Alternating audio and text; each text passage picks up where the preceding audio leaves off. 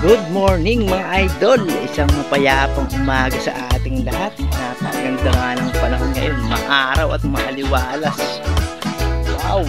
Napakaganda. At narito nga pala ulit ako sa aking mini farm para mag-harvest ng ilan sa aking mga pananim. Dahil meron tayong order na naman sa mga suki natin na bumibili palagi.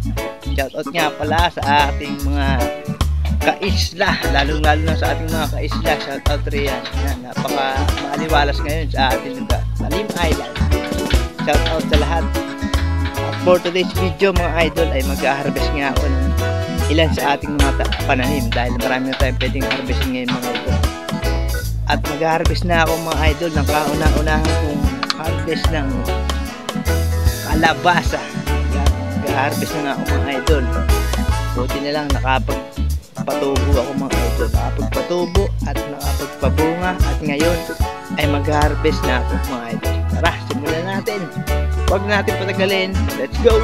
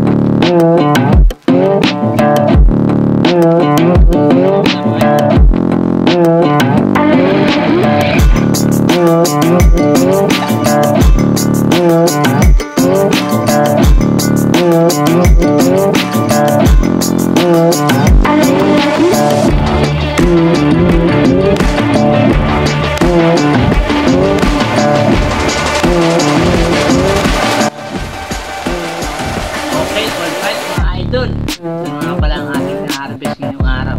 Ba't ibang klaseng ito yung na-harvest natin.